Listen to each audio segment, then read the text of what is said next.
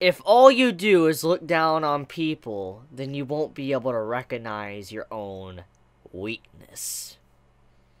Did those words really just come out of Bakugou's mouth? Did that really just happen? I mean, it's been very obvious that Bakugou has realized he needs to change. He realizes he's made mistakes.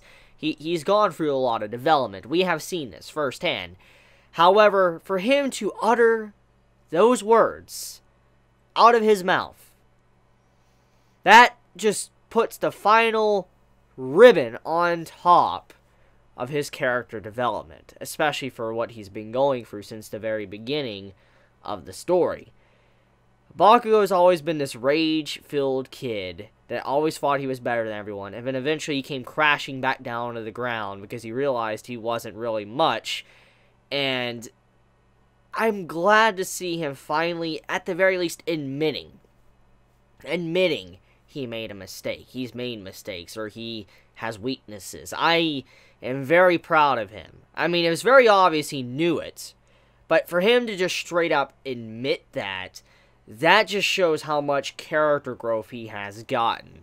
Horikoshi, what a way to start 2018 of Boku no Hero Academia. I'm just amazed. I'm very amazed Bakugou even said those words. I didn't think I would ever get those words in anytime soon. I figured it'd be like towards the end of the series, we'd probably have something like that. Like he would say that to Izuku, but that's definitely not the case. I'm just like, whoa. It blew me away. I can't believe he said that. I mean, Horikoshi got me. He got me with this chapter. The way he just developed Bakugou to that extent is it just shows once again how good of a writer Horikoshi is when it comes to him writing his characters. It's not just about Izuku. It's not just about Izuku becoming the #1 hero, the next symbol of peace. It's also about all the other characters in this story and how they become heroes and what journey they must take and how much they develop or change. And that just makes me happy. It makes me very happy with this series, and it's definitely one of the big reasons why this is one of my favorite series to talk about every week when it does come out. But anyways, though, I'm glad to have Boku no Hero Academia back. It's been a while. It's been on break thanks to the holiday season. I'm glad to have the newest chapter out, and I think many can agree with me that we're all glad to have it back, especially with how good this chapter was. The chapter this week was grade A quality. It was some quality stuff, and I was really glad to have it. I was like, finish the One Piece chapter, good. If I see this, I'm like, that's even better. It's just really good. I'm so glad we have two quality chapters that came out today. We had the One Piece chapter, and we had the Boku no Hero Academia chapter. Now we're just waiting for the Promised Neverland. But, yeah, getting on topic, though, this chapter, there was a lot of character growth. A lot for Bakugou, mainly, but there was a lot of character growth, and I feel like that's the main point of this arc. Main point of this arc right now for Boku no Hero Academia is kind of to develop our side characters that haven't really been in the spotlight for a while, thanks to the whole arc with Overhaul and stuff. You know, Bakugou and Todoroki and all that, they haven't really had much focus at all in a while, and seeing their, thoughts, seeing how they have developed or changed, and how much they're changing right now, I'm like, that's just quality. And so, yeah. Anyways, I want to take a moment to shout out a certain section of this chapter that just surprised me. We had a scene to where Kami, which I'll talk about in a second, but Kami used an illusion and all that to trick this girl. And the illusion had an illusion of Todoroki. And Todoroki was basically having a shoujo face. Like, he had, like, a face you would see in a shoujo romance manga. He had this pretty boy-looking face and all of that. And the little girl, she got very embarrassed and it's like, oh my god! Like, she just got very happy when she saw how, Todoroki looked. And obviously it was fake and all that, and she found out it was fake. But the way that scene was done, and once that was done, Bakugou, he starts laughing. Like, he puts his hand over his mouth, and you can see he's cracking up. Like, the man is wanting to laugh really hard. Like, the man legit just wants to burst out laughing, but he holds it back, but he's just like, misillusion, and he's like, that's good, that's really good, and he's just sitting there covering his mouth, which shows that he wanted to laugh. And I'm like, Bakugou? Laughing? Like, legit laughing? Like, this ain't like an angry laugh, or this ain't a laugh that's making fun of someone. No, this was just a straight up laugh from deep down from the heart and all that, and he's just laughing because of how funny that was. I'm like, wow, I mean, that was before we found out what he said to the kid, the leader of the group of the children, all that. Before he even said that, just seeing that scene alone, that was very, very different from the average Bakugo, especially him laughing like that. I'm like, good stuff. That's some really good stuff with his character. But anyways, though, let's talk about the illusions for a second. So, Kami, her quirk is able to make illusions. Huh. That is a very interesting ability. It's a very powerful ability depending on how she uses it, but I do want to point out something that popped up in my mind, and it's very, very weird. It's very weird and strange, and I don't know if that's supposed to be like that, if Horikoshi's trying to hint at something, but I do want to point something out. Kami's ability, her quirk, the ability to use, illusions, create illusions, in some ways, it's very similar to Toga's ability. I mean, obviously, they're very different, but it's similar in a way. Especially when we think about Toga in the past and how she was using Kami's body. Let me explain. Back when we first were introduced to Kami, her design and all of that, we didn't really know it was Toga until it was actually revealed once that little mini arc was done. But, Kami was going back and forth transforming into other people. And that way it was done, it's very similar to how Kami's actual ability is. She's able to create illusions. So in this case, that is how Toga was able to be in cover for so long with Kami. Because Kami, since she can create illusions, that means that she could, create an illusion where she could appear as someone else. Like, an example, okay?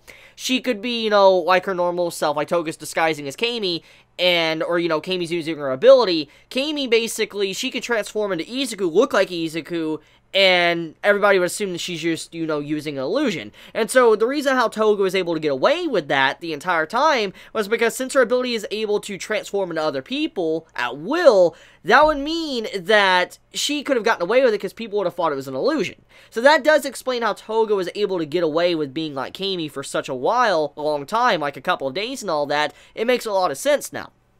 But even then, though, there is a link to their quirks. Their quirks are very similar in a way, and it does make me wonder if there is a relationship between these two characters. That is something I am very curious about, because once again, I want to go back to the fact that is very strange about the whole ordeal with Toga and Kami. From what we found out from Toga and how much blood she needs to be able to stay a person an entire day, it just does not make sense for Kami to still be alive, especially if she was getting all that blood from her. So, the question is either Kami is in on it some way, or she got her mind wiped in some way to where, she won't remember, even though she probably is affiliated with Toga. There's definitely something strange going on there. I definitely feel like there's something else going on with Kami's character that we don't really know yet, or there could be a secret relationship between the two characters that we're unaware of, but I just wanted to point that out. Regardless, though, I do want to say I love Kami. I love her dialogue. I know many don't like her because of what she says. I mean, she says stay lit and all that. I understand. I understand why people don't like that. I can understand. But I'm one that kind of likes that type of stuff, and how she said salty AF in this, chapter, I'm like, yo. She just said salty AF to this girl. When she was playing as Todoroki, when she was acting like she was Todoroki, when she had that illusion, and she's like, you're salty AF. I'm like, yo! She just said that! She just legit just told this girl that she is salty AF, and I'm like, I love her. I love her. Kami is just too good. She is a blessing.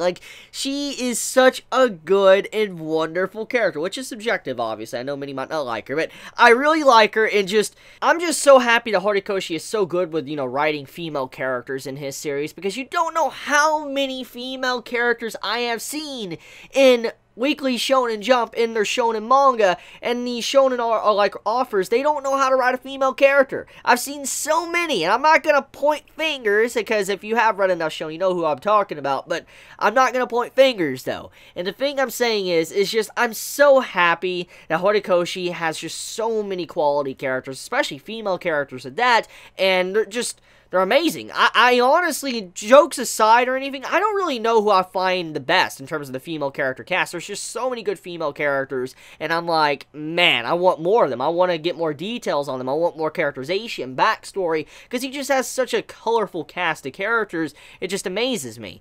So, yeah. Anyways, let's get into the main subject of this chapter, which is the children. So as we know, the children, they're problem children. Right now, they're kind of going down a difficult path to where, depending on how everything goes, they could easily turn down to the path of crime and become a villain. That is something that could easily happen depending on how the children were handled.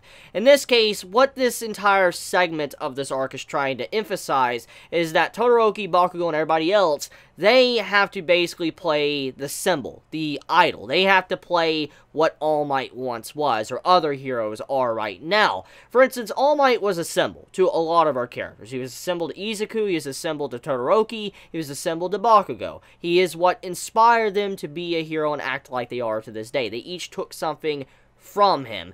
And similar to how All Might was and how he inspired them, now, these kids that were once inspired by heroes are now heroes and must inspire the next generation, and that's what this is trying to symbolize, that they need to be that idol, they need to be that pillar, they need to be that symbol for them to look up to, for they want to be like, and put them on the proper path. And that final panel of the chapter, when you see the fire and all that, you see the fire from Todoroki, and they look at it, basically what that was symbolizing is that they are the torch. They are the torch right now. They're holding up that fire for the next generation until they finally pass it down to the children. That's basically what that is. Because as we know, that overall symbolism has already been used in the series. I mean, the entire stuff with, you know, one for all, the passing the torch of the quirk and all that to the next individual, that basically is a big thing about the series. And I feel like that's what that was being emphasized there, what Horikoshi was trying to imply, was that these heroes right now are the next torch holders, and eventually they're going to have to give that torch over